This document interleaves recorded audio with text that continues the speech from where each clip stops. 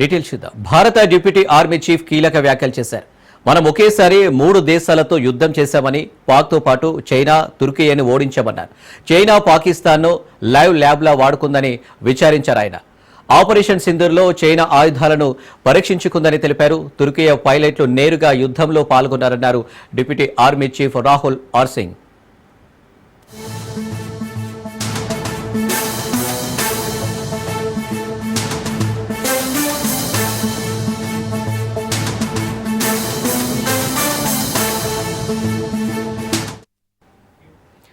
పాకిస్తాన్ సైన్యానికి చైనా ఆయుధ సహాయం చేస్తుందని, వాటిలో 81% చైనా ఉత్పత్తులేనని భారత సైన్యం పేర్కొంది. ఉగ్రవాదంపై భారత్ చేపట్టిన ఆపరేషన్ సింధూర్ ద్వారా పాక్ ఆక్రమిత ప్రాంతంలోని ఉగ్ర స్థావరాలపై దాడి చేసి 100 మందికి పైగా ఉగ్రవాదులను మట్టుబెట్టింది. చైనా పాకిస్తాన్కు ఆయుధాలను సరఫరా చేస్తూ తన సైనిక సాంకేతికతను పరీక్షించేందుకు ఇస్లామాబాద్ను ప్రయోగశాలగా వాడుకుంటుందని lieutenant general Rahul R Singh తెలిపారు.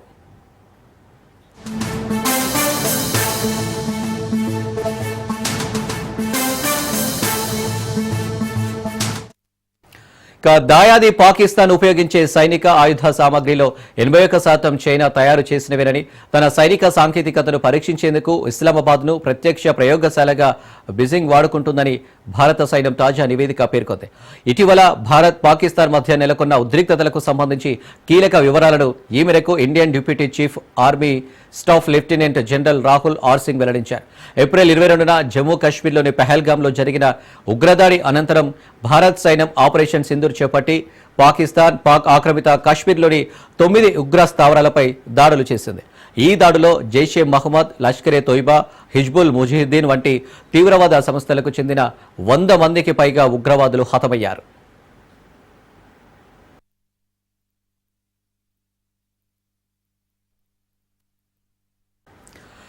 గాంధీ భవన్లో టీపీసీసీ విస్తృత స్థాయి సమావేశం కొనసాగుతుంది. సమావేశంలో ఏఐసీసీ చీఫ్ ఖర్గే, సీనియర్ నేత కేసీ వేణుగోపాల్, రాష్ట్ర పార్టీ వ్యవహారాల ఇన్ఛార్జి మీనాక్షి నటరాజన్, సీఎం రేవంత్ రెడ్డి, మంత్రులు, కీలక నేతలు పాల్గొన్నారు.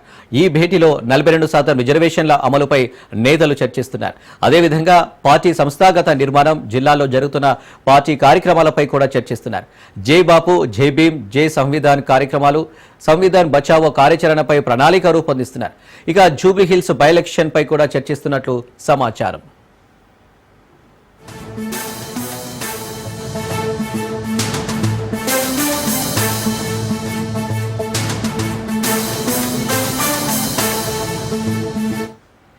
మరోవైపు ఏఐసీసీ చీఫ్ మల్లికార్జున ఖర్గే అధ్యక్షతన పీఏసీ సమావేశం ముగిసింది. భేటీలో ఖర్గే పలు కీలక వ్యాఖ్యలు చేశారు. బయట ఇష్టం వచ్చినట్లు మాట్లాడదని నేతల్ని హెచ్చరించారు. అదేవిధంగా నేతలు ఆచితూచి మాట్లాడాలంటూ పలు సూచనలు చేశారు. మరీ ముఖ్యంగా మంత్రి పదవిలో ఉన్నవారు బాధ్యతగా ఉండాలన్నారు ఖర్గే. కష్టపడిన వారికే పదవులు వస్తాయని చెప్పిన మల్లికార్జున ఖర్గే మరో 15 ఏళ్లు అధికారంలో ఉండేలా పనులు చేయాలని సూచనలు చేశారు. పనిచేసిన వారికి తప్పగా గుర్తింపు ఉంటుందని మరోసారి స్పష్టం చేశారు. ఇంకా పీఏసీ సమావేశం కొనసాగుతుంది. ఖర్గే అధ్యక్షతన జరుగుతున్న సమావేశంలో రేవంత్, మంత్రులు, పలువురు కీలక నేతలు పాల్గొన్నారు.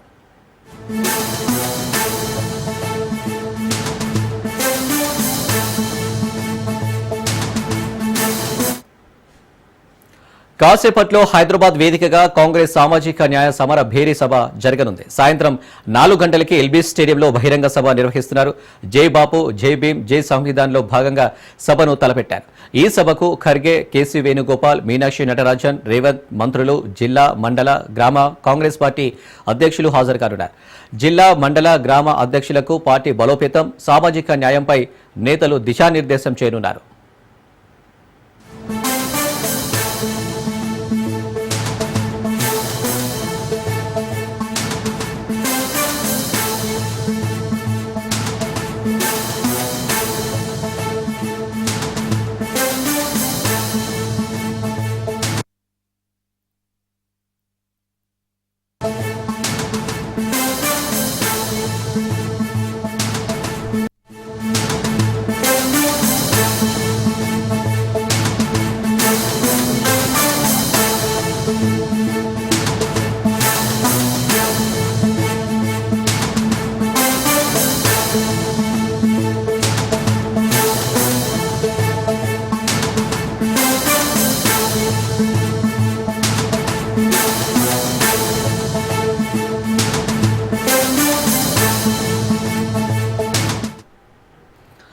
రంగారెడ్డి జిల్లా మహేశ్వరంలో బీజేపీ నేత అందెల శ్రీరాములు ఇంటి ఎదుట రోహింగ్యాలు రెక్కి నిర్వహించారు. ఆయన ఇంటి ముందు అనుమానాస్పదంగా తిరుగుతున్న 6 వ్యక్తులను బీజేపీ కార్యకర్తలు గుర్తించారు. వారి వద్ద పెట్రోల్ బాటిల్, సుత్తి, కట్టర్, ఐరన్ రాడ్స్ ఉన్నట్టు గుర్తించారు.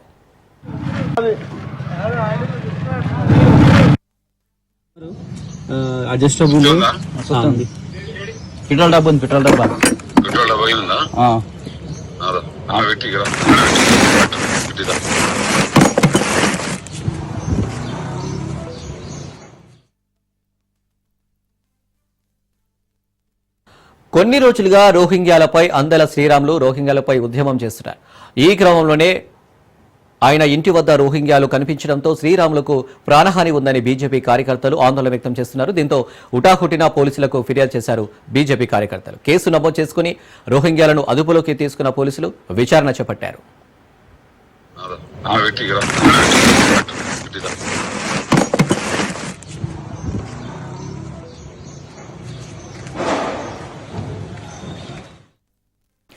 రంగారెడ్డి జిల్లా మహేశ్వరంలో బీజేపీ నేత అందెల శ్రీరాములు ఇంటి ఎదుట రోహింగ్యాలు రెక్కి నిర్వహించారు. ఆయన ఇంటి ముందు అనుమానాస్పదంగా తిరుగుతున్న 6 వ్యక్తులను బీజేపీ కార్యకర్తలు గుర్తించారు. వారి వద్ద పెట్రోల్ బాటిల్, సుత్తి, కట్టర్, ఐరన్ రాడ్స్ ఉన్నట్లు కూడా గుర్తించారు. ఇక దీనికి సంబంధించి మరిన్ని డీటెయిల్స్ మా ప్రతినిధి రత్న అందిస్తారు. రత్న, అనిల్, మహేశ్వరం బీజేపీ ఇన్ఛార్జ్ అందెల శ్రీరాములు ఇంటి వద్ద కొంతమంది రోహింగ్యాలు రెక్కి నిర్వహించినటువంటి ఘటన ప్రస్తుతం సంచలనం సృష్టించింది. గత కొద్ది రోజుల నుంచి రోహింగ్యాలు యొక్క రెక్కి నిర్వహిస్తున్నట్లు కూడా సమాచారం అందుకోవడం జరిగింది. అయితే ఎందుకు వీళ్ళు రెక్కి నిర్వహించడానికి సంబంధించినటువంటి ప్రధాన కారణం ఏంటి అనేది ప్రస్తుతం పోలీసులు కేసు నమోదు చేసి దర్యాప్తు చేస్తున్నారు. మనకు అందినటువంటి సమాచారాన్ని బట్టి వీళ్ళందరూ కూడా అంటే మనకు బోర్డర్ లో ఉన్నటువంటి ఇతర దేశాలకు సంబంధించినటువంటి వ్యక్తులు ఎవరైతే ఉన్నారో వాళ్ళందరూ గత కొంతకాలం నుంచి అక్కడే ఎప్పుడైతే ఇటు తెలంగాణలోని హైదరాబాద్ తో పాటు ఇతర రాష్ట్రాల్లోనూ టెస్ట్ వేసుకుని కూర్చోవడం జరిగింది. అయితే వీటితో పాటు మరి కొంతమంది కూడా ఇక్కడ ఉన్న నేపథ్యంలోనే రీసెంట్ గా జరిగినటువంటి ఇండియా పాకిస్తాన్ కు మధ్య జరిగినటువంటి యుద్ధ నేపథ్యంలోనే వీళ్ళందరినీ ఇతర వారి యొక్క స్వదేశాలకు వెళ్లాలంటూ కూడా ఒకవైపున కేంద్రం నుంచి ఆదేశాలు అనేవి వెలువడ్డాయి. అయితే వీటన్నిటి మీద ఇప్పుడు ప్రస్తుతానికి పోలీసులు ఇక్కడ లోకల్ గా ఎక్కడెక్కడైతే రోహింగ్యాలు అనే వాళ్ళు ఉన్నారో వాళ్ళందరినీ కూడా ఐడెంటిఫై చేసినటువంటి పరిస్థితుల్లోనే ఇప్పుడు ఏకంగా ఒక పార్టీకి సంబంధించినటువంటి కీలక నేత ఇంటి వద్ద రోహింగ్యాలు రెక్కి నిర్వహించడం అనే దాని మీద ప్రస్తుతం ఈ అంశం అనేది కొంత సంచలనంగా మారింది. అసలు ఇంతకు రోహింగ్యాలు ఎందుకు అక్కడ రెక్కి నిర్వహించాల్సినటువంటి పరిస్థితి వచ్చింది, వాళ్ళ యొక్క ఉద్దేశం ఏంటనేది కూడా ప్రస్తుతం పోలీసులు ఆరా తీస్తూ ఉన్నారు. అందెల శ్రీరాముల దగ్గర ఇంటి దగ్గర అనుమానాస్పదంగా తిరుగుతున్నటువంటి దాదాపు 6 వ్యక్తులను గుర్తించినటువంటి బీజేపీ కార్యకర్తలు, నేతలు వారి దగ్గర నుంచి పెట్రోల్ బాటిళ్లు, అలాగే సుత్తి, కట్టర్, ఐరన్ రాడ్స్ బాక్స్ లో పెట్టుకుని తిరుగుతున్నటువంటి వ్యక్తులను ఐడెంటిఫై చేయడం జరిగింది. అయితే దీనంతటికీ కారణం గత కొన్ని రోజులుగా రోహింగ్యాలపై బీజేపీ నేత అందెల శ్రీరాములు యాదవ్ ఆయన ఉద్యమం చేస్తున్నారన్న కారణంతోనే ఆయన్ను టార్గెట్ చేసి వాళ్ళు రెక్కి నిర్వహించారు అనేటువంటి విషయం కూడా తెలుస్తుంది. దీనికి సంబంధించి పోలీసులకు ఫిర్యాదు కూడా చేశారు. అందెల శ్రీరాములకు ప్రాణహాని ఉందని బీజేపీ నేతలు ఆందోళన వ్యక్తం చేయడం జరిగింది. బీజేపీ నేతలు వారిని పట్టుకోవడానికి ప్రయత్నించగా అక్కడ ఎక్కడైతే వాళ్ళు తీసుకుని వచ్చినటువంటి బండి వెహికల్ ఏదైతే ఉందో ఆ వెహికల్ ను వదిలేసి రోహింగ్యాలకు పారిపోయారు. ఇక పోలీసులకు ఈ విషయాన్ని తెలియజేయడంతో మీర్పేట పోలీసులు 5 వ్యక్తులను పోలీసులు పట్టుకొని పోలీస్ స్టేషన్ కు తరలించినట్లు తెలుస్తోంది. ప్రస్తుతం బీజేపీ నేతలు వీళ్ళందరినీ కూడా అదుపులోకి తీసుకున్నటువంటి ప్రయత్నం చేస్తున్నారు. 5 వ్యక్తులను అదుపులోకి తీసుకొని కేసు నమోదు చేసి వారిని విచారిస్తూ ఉన్నారు. Right Ratna, thank you.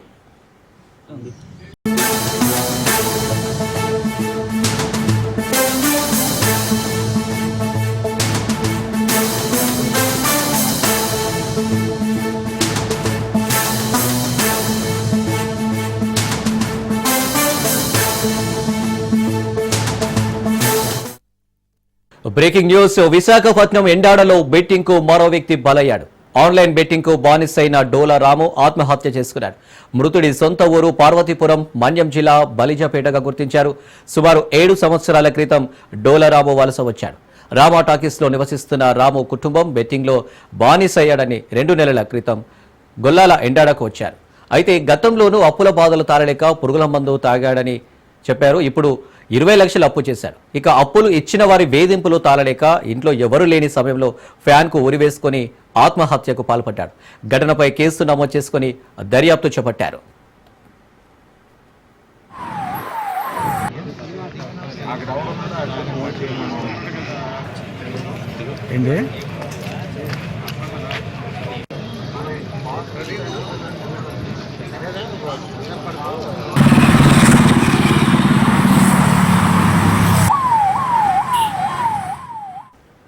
రెడీగా దీనికి సంబంధించి మరిన్ని డీటెయిల్స్ మా ప్రతినిధి సూర్యప్రకాష్ అందిస్తారు. సూర్యప్రకాష్, ఎండాడలో బెట్టింగ్ కు మరో వ్యక్తి బలైనట్టు కూడా తెలుస్తుంది, ఏంటి డీటెయిల్స్? Thank you Anil. ఇక్కడ పరిస్థితి చూస్తుంటే రోజు రోజుకి కూడా ఈ యొక్క యువతంతా కూడా బెట్టింగ్ బానిసలు అవుతూ, అలానే లోన్ యాప్స్ కి బానిసలు అవుతూ కూడా వారి యొక్క ప్రాణాలు తీసుకోవడం అయితే పరిపాటిగా మారడం జరిగింది. కరోనా నేపథ్యంలో అప్పటి నుండి ఆర్థిక పరిస్థితులు సరిగ్గా లేకపోవడం కారణంతో ఆన్లైన్ బెట్టింగ్స్ తో పాటు ఇలానే ఆన్లైన్ లోన్ యాప్ల్లో కూడా వాళ్ళు డబ్బులు తీసుకొని తిరిగి చెల్లించలేక ఆత్మహత్యలు చేసుకోవడం జరుగుతుంది. కానీ ప్రస్తుతం దానికి భిన్నంగా అయితే వివాహితుడు అంటే 37 సంవత్సరాల డోలర్ రాము అనే వ్యక్తి అయితే గత పొట్ట చేత పట్టుకొని విజయనగరం జిల్లా బల్జిపేట మండలంలో గలావిల్లి గ్రామం అంటే మారుమూల గ్రామం నుండి అయితే పొట్ట చేతి పట్టుకొని విశాఖ నగరం వచ్చి విశాఖ నడిబొడ్డులో అయితే ఒక షాప్ తీసుకొని అక్కడ స్క్రాప్ సామాన్లకు సంబంధించి ఆ యొక్క వ్యాపారం చేసుకోవడం అయితే జరుగుతుంది. 7 ఏళ్ళుగా అయితే ఈ యొక్క వ్యాపారం చేసుకోవడం చేస్తున్నాడు. అదే సమయంలో ఈ వ్యాపారం బాగున్న సమయంలో పెళ్లి కూడా చేసుకోవడం, పెళ్లి చేసుకున్న తర్వాత వాళ్ళకి 2 పిల్లలు కూడా ఉండడం అయితే జరిగింది. కానీ ప్రస్తుతం ఇదంతటి కూడాను ఎక్కువగా అప్పులకు పాలవడం, ఇబ్బందులు ఎదుర్కోవడంతో అయితే దాదాపు వారి యొక్క కుటుంబంలో ఎన్నోసార్లు తగాదాలు జరగడం కూడా, స్థానికంగా ఎన్నో ఇబ్బందులకు గురవడం, రామటాకిస్ లోనే నివాసం ఉంటున్నా కూడాను అక్కడ నుండి ఇక్కడ ఇబ్బందులు ఎదుర్కొంటున్నాం కదా అని చెప్పేసి ఇల్లు మారితే ఏమైనా మార్పు వస్తుందనే ఉద్దేశంతో వాళ్ళ అత్తవారు ఊరైన గొల్ల ఎండాడ ప్రాంతానికి అయితే చేరుకోవడం జరిగింది. గత 2 నెలలుగా అయితే మళ్ళా ఇదే విధంగా అయితే 20 లక్షల పైసలకు అప్పు చేసి ఆన్లైన్ బెట్టింగ్ యాప్స్, ముఖ్యంగా సిపి అయితే దీని మీద ఆన్లైన్ బెట్టింగ్ యాప్ ఎవరైతే నిర్వహిస్తున్నారో వాళ్ళని పట్టుకునే ప్రయత్నం కూడా చేశారు. మొన్న 11 మందిని కూడా అరెస్ట్ చేయడం అయితే జరిగింది యాప్ నిర్వాహకుల పైన. కానీ వాటి నుండి ఇప్పటి సిపికి కంప్లైంట్ ఇచ్చి వాళ్ళ ముందుకు తీసుకెళ్లే ప్రయత్నం అయితే చేయకుండా ఎక్కడికక్కడ ప్రజలు కూడా దీనిపైన భయపడుతూ ఆత్మహత్యలు సిపి ఎన్నోసార్లు పిలుపునిచ్చినా కూడా వాళ్ళు ముందుకు వినకుండా ఇలా ఆత్మహత్యలు చేసుకోవడం, నిండు ప్రాణం బలి తీసుకోవడంతో ఒక నిండు కుటుంబం కూడా రోడ్డును పడిపోవడం అయితే జరుగుతుంది. ఇదే విషయాన్ని అయితే వారి యొక్క భార్య అయితే స్థానికంగా ఆర్లో పోలీస్ స్టేషన్ పరిధిలో కంప్లైంట్లు అయితే చాలా క్లియర్ గా రాసింది. గతంలో కూడా ఇటువంటి బెట్టింగ్ల కోసం అయితే తన యొక్క సొమ్మును పోగొట్టుకొని పురుగుల మందు తాగడానికి కూడా ప్రయత్నం చేశాడు. అదేవిధంగా ఇప్పుడు దీని మీద మేము మందలించి జాగ్రత్తగా తీసుకొని ముందుకు తీసుకొచ్చే ప్రయత్నం చేశాము. కానీ అతను ఇప్పటికీ వినకుండా 2 నెలల క్రితంగా షాప్ తీయడానికి కూడా ఇది లేకుండా బయటికి వెళ్లకుండా ఉన్న సమయంలో పిల్లల్ని బయటికి తీసుకెళ్లి వచ్చే లోపే తన ఫ్యాన్ కి ఉరేసుకోవడం అయితే చాలా విచారంగా ఉందని అయితే ఆమె భార్య రాసిన ఆత్మహత్య ఎవరైతే చేసుకున్నారో దాని వివరణ పోలీస్ స్టేషన్ లో ఇవ్వడాన్ని చూసి స్థానికంగా ఉన్న ప్రజలందరూ కూడా కన్నీరు మున్నీరు అయితే అవడం జరుగుతుంది అని. Right Suryaprakash, thank you.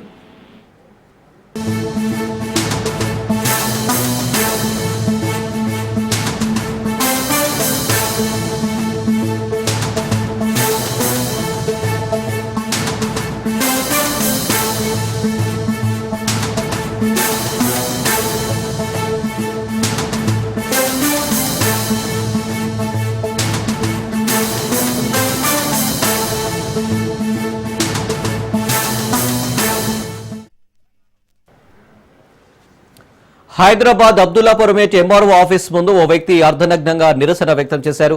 Rangareddy జిల్లా అప్పటి కలెక్టర్ అమాయ్ కుమార్ తన ల్యాండ్ అక్రమంగా రిజిస్టర్ చేశారని ఆరోపిస్తున్నాడు. కోర్టు ఉత్తర్వులున్నా తమకు న్యాయం చేయలేదని అసహనం వ్యక్తం చెందారు. నోటీసులు లేకుండా మరొకరికి బదిలీ చేశారంటున్నాడు. ఆందోళన చేస్తున్న గిరిధర్ రెడ్డిని పోలీసులు అదుపులోకి తీసుకున్నారు.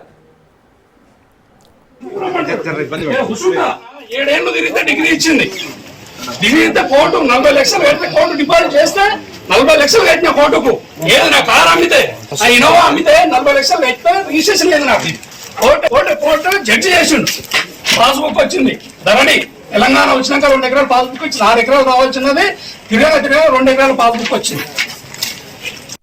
రాత్రి వితౌట్ ఇంటిమేషన్ రాత్రి నాకు ఇంటిమేషన్ లేకుండా 70-90 ఎకరాలు అమయ్ కుమార్ ఇట్లా బాధితులు 100 మంది మన బాధితులు ఇంట్లో ఉన్నారు కూడా 20 మంది ఉండొచ్చు మన బాధితులు. రాత్రి నాకు వితౌట్ రానియండి వస్తాడుగా ఎంఆర్ఓ, రానియండి ఎంఆర్ఓ.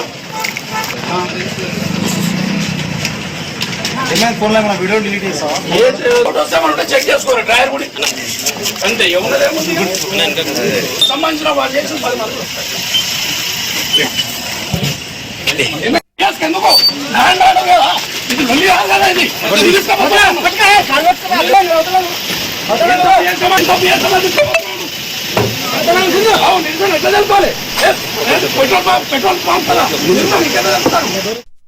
అతని పని కావట్లేదు అని చెప్పేసి నిరసన తెలపడానికి వచ్చాడు. అతనికి సంబంధించిన భూమి 6 ఎకరాలు తట్టెన్నారం గ్రామానికి సంబంధించి సర్వే నెంబర్ 109, 110 6 ఎకరాల భూమి విషయమై కోర్టు గత 5-6 సంవత్సరాలు, గత 10 సంవత్సరాలు కోర్టు వివాదాలలో ఉన్నది.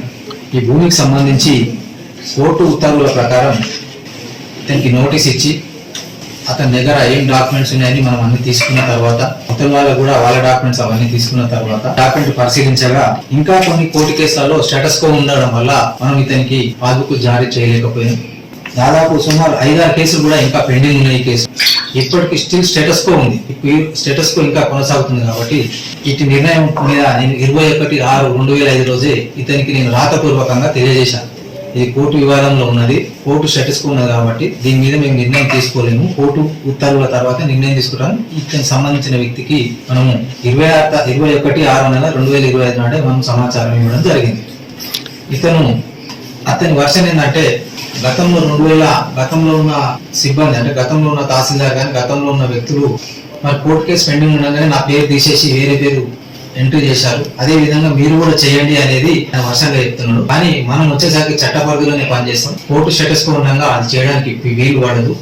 2002లో నేను 99 years లీజు భాగ్యమ్మ, అది శ్రీకాంత్ రెడ్డి, జ్యోతి దగ్గర 2002లో నేను లీజ్ తీసుకున్నాక కూడా మళ్ళీ 2 ఏళ్లకి అగ్రిమెంట్ చేసుకుంటే వాళ్ళు రిజిస్ట్రేషన్ చేయకుండా నేను కోర్టుకు పోయినా. పోతే వాళ్ళు రిజిస్ట్రేషన్ కూడా చేసి కోర్టు రిజిస్ట్రేషన్ చేసింది, కోర్టుకు డబ్బులు కట్టి కోర్టు రిజిస్ట్రేషన్ చేసినా అంత బాగానే ఉంది. 2016లో రిజిస్ట్రేషన్ అయింది నాకు. 2016 నుంచి ఇప్పటి వరకు తిరుగుతున్నా, నాకు పాస్బుక్ ఇష్యూ అయితే లేదు.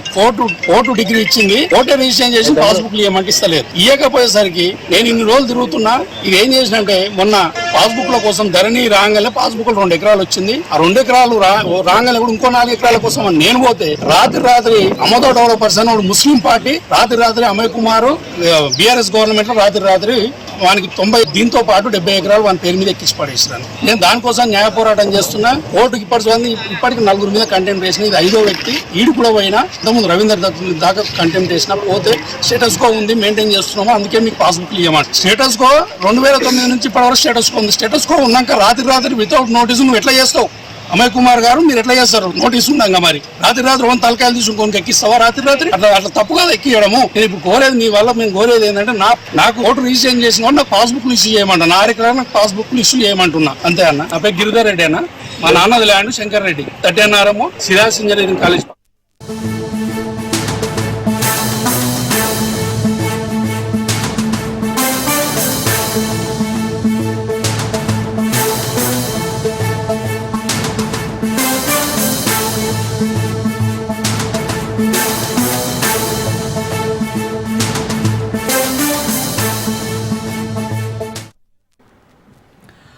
తాగునీటి సమస్య పరిష్కరించడమే తమ లక్ష్యమన్నారు AP deputy CM Pawan Kalyan. వ్యక్తిగతంగా తనకు ఎవరిపైనా కక్ష ఉండదని, అద్భుతమైన పాలన చేసి ఉంటే వైసీపీకి 11 సీట్లు వచ్చేవి కావన్నారు. తప్పు చేస్తే శిక్షించే ప్రయత్నం ఇది అని, కష్టపడే వారికి మళ్లీ కోపం తెప్పించకండి అన్నారు. తప్పు ఒప్పులుంటే చెప్పాలి, సరిదిద్దుకుంటాం, కానీ తాటాకు చప్పులకు భయపడేవారు లేరు ఇక్కడ అన్నారు.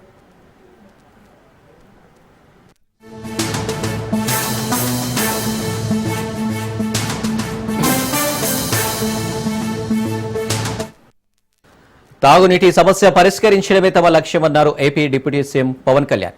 వ్యక్తిగతంగా తనకు ఎవరిపైన కక్ష ఉండదని, అద్భుతమైన పాలన చేసి ఉంటే వైసీపీకి 11 సీట్లు వచ్చేవి కావన్నారు. తప్పు చేస్తే శిక్షించే ప్రభుత్వం ఇది అని, కష్టపడే వారికి మళ్లీ కోపం తెప్పించకండి అన్నారు.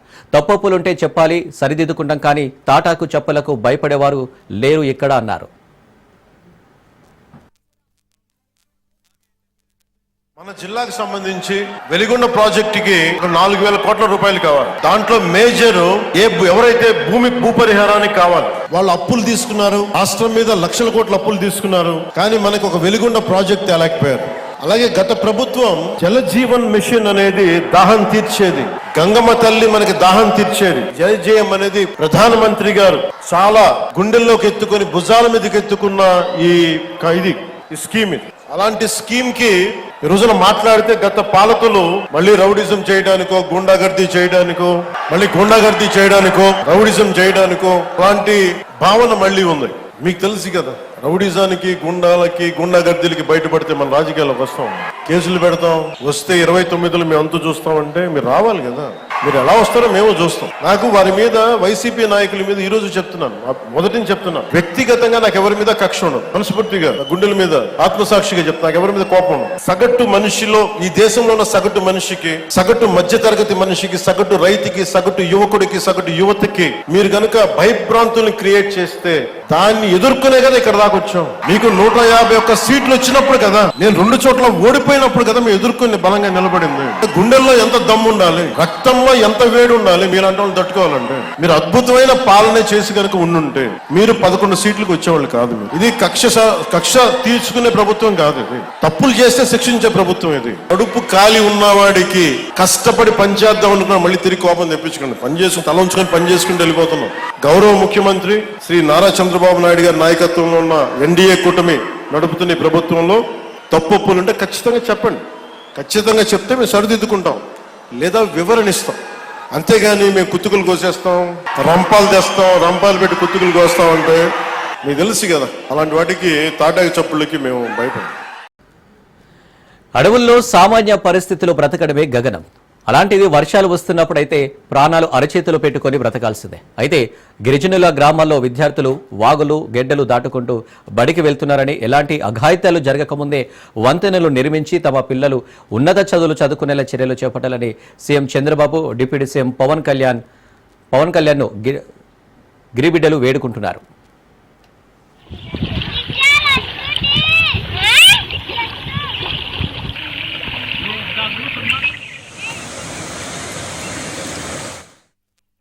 అల్లూరి సీతారామరాజు జిల్లా అరకులోయ నియోజకవర్గం డుమ్రిగూడలోని నారింజవలస, జంగిడివలస గ్రామాలకు చెందిన గిరిచిన్నారులు బడికి వెళ్లేందుకు తమ ప్రాణాలు అరచేతులు పెట్టుకుని బిక్కుబిక్కుమంటూ భయంతో వాగులు, గెడ్డలను దాటుకుంటూ పాఠశాలకు చేరుకుంటున్నారు. ప్రస్తుత సమాజంలో విద్య ఎంతో అవసరం. దీంతో చిన్నారుల తల్లిదండ్రులు భయంతోనే తమ పిల్లలను వాగులు, గెడ్డలను దాటుకుంటూ బడికి పంపిస్తున్నారు. నారింజవలస, జంగిడివలస గ్రామాల్లో సుమారు 50 మంది వరకు గిరిచిన్నారులు వాగులు, గెడ్డలు దాటుకుంటూ భయంగా బడికి చేరుకుంటున్నారు.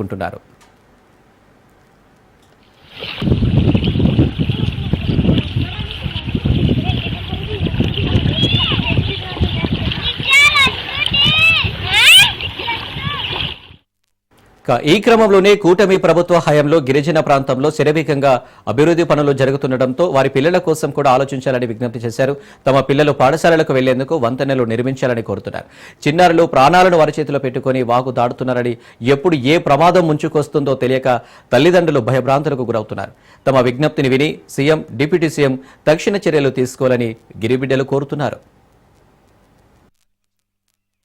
నమస్తే అండి, మాది డుమ్రిగూడ మండలము, కురుడి పంచాయతీ, జంగిడివలస గ్రామం మాది.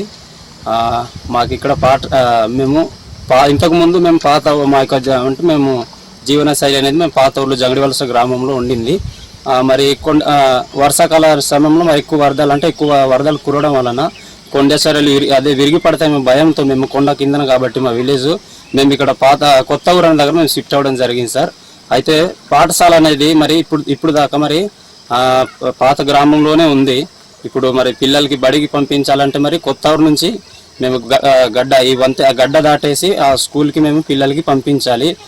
మరి పిల్లలకి చదివించాలని మరి ఎట్లాగైనా ఈ జనరేషన్లో మరి చదువు అనేది చాలా అవసరం కాబట్టి ఖచ్చితంగా మరి వరదల సమయంలో ఎంత వర్షం కురిసినప్పటికీ మేము మరి పిల్లలకి మేము ఎర్లీగా వాళ్ళని రెడీ చేసి స్కూల్కి పంపించి మరి వ్యవసాయ పనులకి వెళ్ళి మళ్ళీ రిటర్న్ అంటే మేము వరద సమయంలో మళ్ళీ పిల్లలకి స్కూల్కి వెళ్ళి మరి రిటర్న్ వాళ్ళకి పికప్ చేసుకొని మళ్ళీ గడ్డ దాటి మళ్ళీ మేము సాయంత్రం పూట చాలా అలసిపోయి ఉంటాము. ఆ పనిలోకి వెళ్ళి కూడా మాకు ఒకటి బెంగ అంటే ఆ పని చేస్తూ కూడా పిల్లలు స్కూల్ ఏ టైంకి ఇంకా విడిచిపెడతారు, తొందరగా వెళ్ళి స్కూల్కి వెళ్ళేసి పిల్లల్ని మరి బేగులు ఎత్తుకొని పిల్లల్ని మరి పట్టుకొని తిరిగి ఇంటికి తీసుకురావాలనేసి ఆ వేతన మాకు ఉంటుంది. కాబట్టి దీనిని దయచేసి మన ఆంధ్రప్రదేశ్ రాష్ట్ర ప్రభుత్వం ముఖ్యమంత్రి మరి నారా చంద్రబాబు నాయుడు గారు, అలాగే డిప్యూటీ సీఎం గారు మరి కొణిదెల పవన్ కళ్యాణ్ గారు మరి దీన్ని మీరు దృష్టి ఉంచుకొని మరి మా గ్రామంలో ఈ గడ్డ మరి దాటడానికి లేదా మాకు ఒక వంతెన కానీ లేకపోతే